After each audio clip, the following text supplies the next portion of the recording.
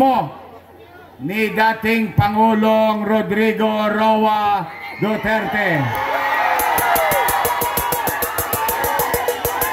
na dadalhin sa atin ang mensahe na yan ng kanyang maganda at magaling na anak na Vice President Sara Duterte.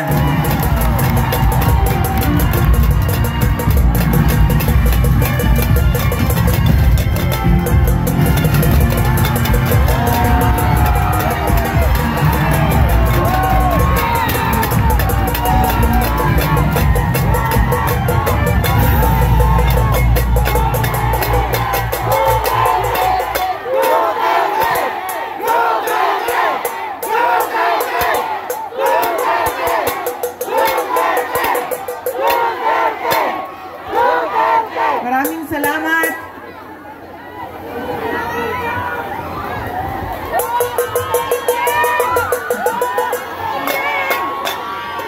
Assalamualaikum warahmatullahi wabarakatuh. Madayaw mayong gabi kaninyong tanan. Magandang gabi sa inyong lahat. Unahin ko po muna ang aking mga pagpapasalamat. Nagpapasalamat tayo sa ating babalik na Mayor Isko Moreno Dumagoso sa kanyang pagpapahiram sa atin ng stage, ng ilaw, ng kuryente, ng mikropono para mapaabot sa inyo ang aming mga mensahe ngayong gabi na ito. Pangalawang pagpapasalamat ay sa inyong lahat, mga kababayan, dahil marami sa inyo ang hindi pa kumakain, hindi pa nagluto, pero nandito, galing pa sa trabaho, pero nandito kayo para makinig sa amin at sa aming mga mensahe para sa bayan. Maraming salamat po sa inyong lahat.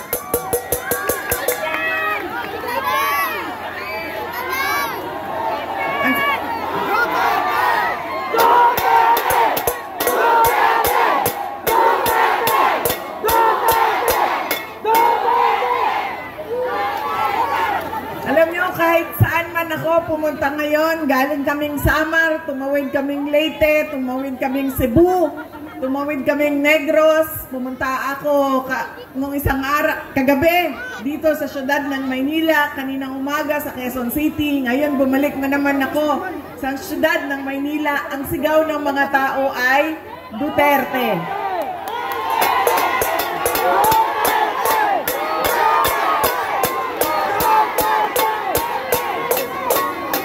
Baka lang po, nakakalimutan ninyo na hindi po ako kandidato ngayong eleksyon na ito. Pero nandito ako para maglabas ng nararamdaman ng karamihan ng taong bayan sa ating pamahalaan ngayon. Pero tapusin ko po muna ang aking mga pagpapasalamat. Ang sunod po na pagpapasalamat ay mula sa akin, personal, sa inyong lahat, mula sa mga kasamahan ko at sa aming opisina sa tanggapan ng pangalawang Pangulo sa inyong patuloy na suporta at pagtitiwala sa aming lahat. Maraming salamat po sa inyong mga kababayan. At ang huling pagpapasalamat ay mula po sa pamilya namin, ang pamilya Duterte. Napakalaki ng utang na loob namin sa inyong lahat sa pagkakataon na ibinibigay ninyo sa amin na makapaglingkod sa ating bayan. Dako kaayo ang amuang utang nga kabubuton kaninyong tanan sa oportunidad na ginahatag ninyo kanamo nga mga makaserbisyo sa ato ang nasod. Daghan kaayong salamat. Daghan salamat. Alam nyo, marami sa ating mga problema ngayon ay dahil sa ugali nating mga Pilipino kung paano tayo pumipili ng leader ng ating mga komunidad at ng ating bayan. Una na ugali ng Pilipino ay kung sino yung nagpapatawa sa kanila, sumasayaw, kumakanta, na-entertain sila, ay yun ang naaalala nila pag-upo nila doon sa presinto, sa voting precinct natin. Hindi na natin tinatanong, ano ba ang pangako ng tao na ito nung siya ay tumayo sa entablado para mangampanya.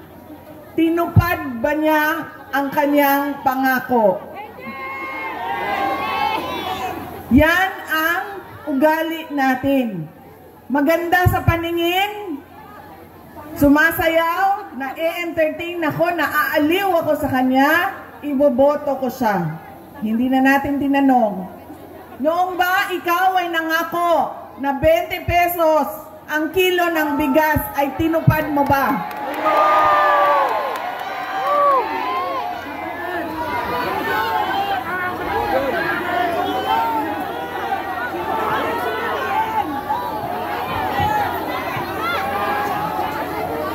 Pangako noong taon 2022 na kampanya, 3 taon kinalimutan at ngayon may darating na naman na halalan.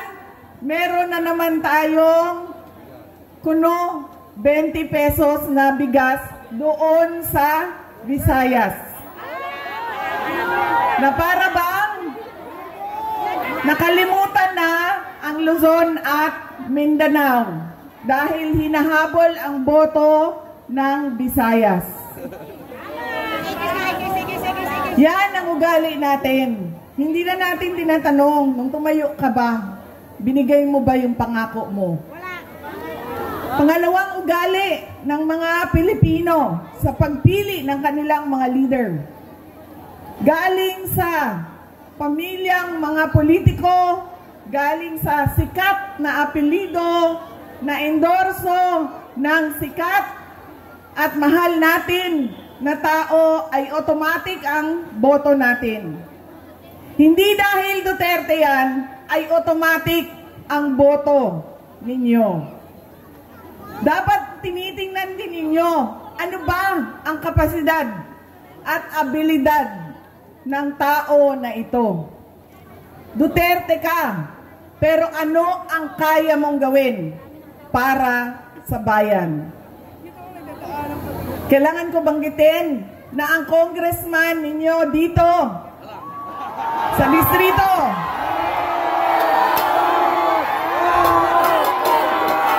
ay inendorso mo ba?